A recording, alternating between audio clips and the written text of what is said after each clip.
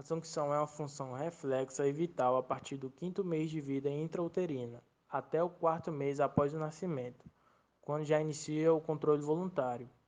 A sucção pode ser observada a partir da 18ª à 22ª semana de vida intrauterina, e na 32ª semana já está maturada. Do nascimento ao longo dos primeiros 6 meses de vida, as crianças obtêm o principal alimento, que é o leite, para o seu crescimento e desenvolvimento aprimorado por meio da sucção.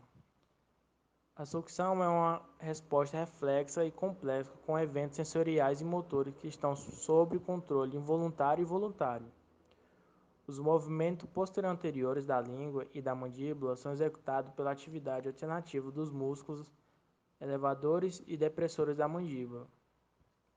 O músculo orbicular dos lábios, mentoniano e bucinadores participa da sucção, e a musculatura lingual é a primeira envolvida.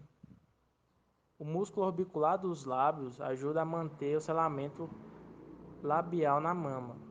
O mentoniano eleva e protrui o lábio inferior, sendo bastante ativo durante o aleitamento materno, e os bucinadores comprimem a bochecha para manter seu contato com a mama. Os movimentos de lateralidade são de pouca intensidade, mas o côndilo segue quase os mesmos trajetos que a protrusão, permitindo a utilização de todos os músculos.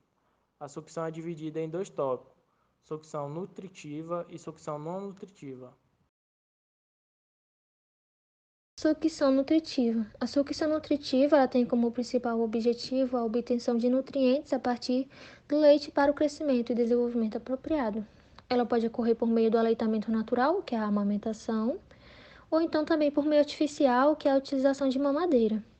Ao nascimento, a criança apresenta várias características anatômicas que favorecem a sucção e a deglutição durante o período de aleitamento, como, por exemplo, o retrognatismo mandibular, o pequeno espaço intraoral, o tamanho volumoso da língua, entre outras coisas. A sucção é uma experiência oral primária, uma vez que ela proporciona ao ambiente oral do recém-nascido a sua primeira exposição ao mundo exterior.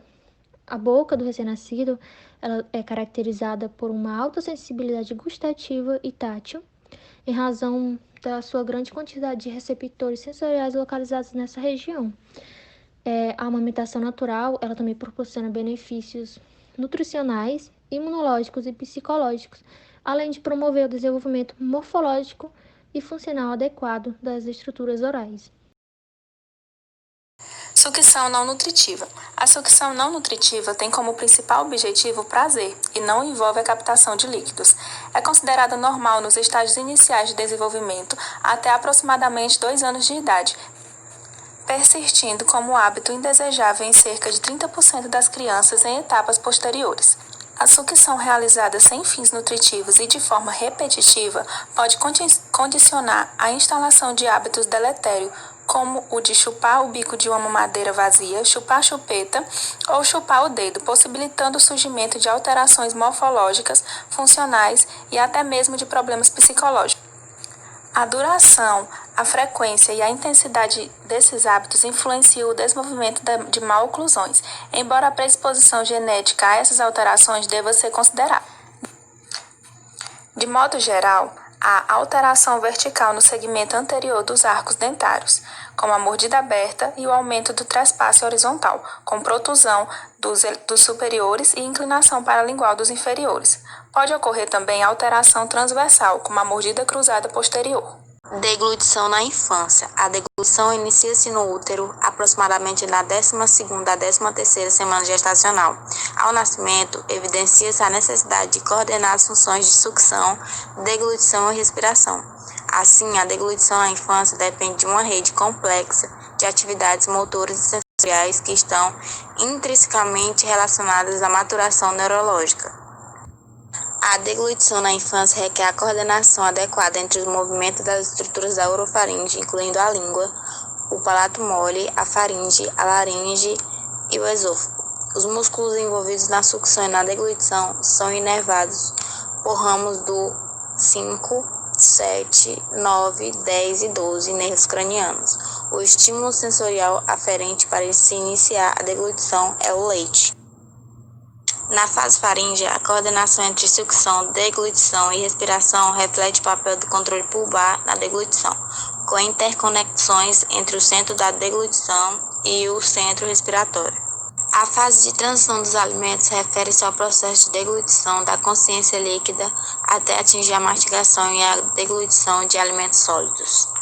A fase de transição dos alimentos refere-se ao processo de deglutição da consistência líquida até atingir a mastigação e a deglutição de alimentos sólidos. O desenvolvimento do processo de alimentação ocorre desde o nascimento e se completa aos 24 meses. Até a aquisição do padrão de deglutição adulto, por volta dos 4 anos, a criança estará aprimorando esse processo, que é estimulado principalmente pela introdução de alimentos de diferentes consistências. Deglutição do adulto. A deglutição do adulto, a partir dos 4 anos de idade, ela pode ser dividida em 5 partes. A primeira é a fase pré-oral ou antecipatória. Essa fase ela está relacionada à cognição, à fome e às informações esteroreceptivas provenientes do olfato e da visão que causam a salivação. A segunda fase é a fase oral preparatória. Ela prepara o bolo alimentar para a deglutição, integrados à mastigação. A terceira fase é a fase lingual. Nessa fase, a língua ela faz a ejeção do bolo alimentar na cavidade oral para a faringe e ela corresponde à força propulsiva mais importante do processo. A quarta fase é a fase faríngea. Essa fase ela é involuntária, na qual as vias aéreas são protegidas por eventos que incluem o fechamento velofaríngeo, a elevação e o fechamento da laringe e pausa respiratória de aproximadamente 1 segundo, que acontece geralmente durante a expiração. Ela é completada pelo fechamento do esfíncter esofágico superior, que permanece assim até o próximo evento da deglutição.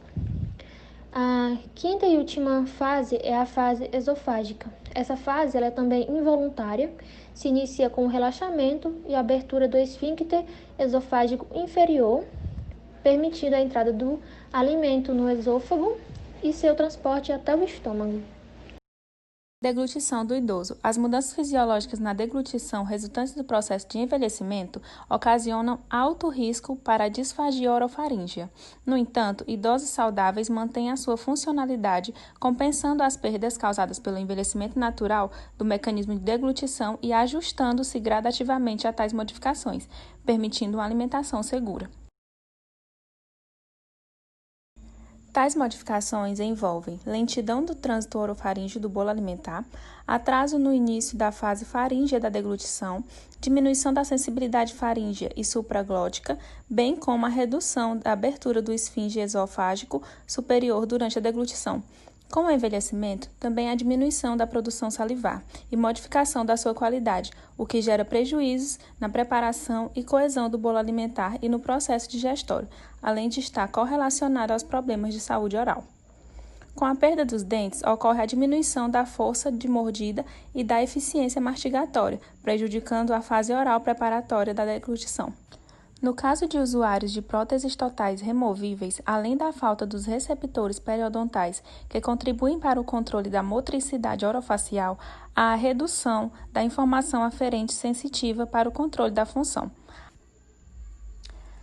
Além disso, em casos de reabilitados com próteses totais, há a necessidade de adaptação para a língua à nova condição morfológica oral, sendo que tais fatores podem reduzir a força propulsiva da língua sobre o bolo alimentar, com impacto na fase faríngea da deglutição.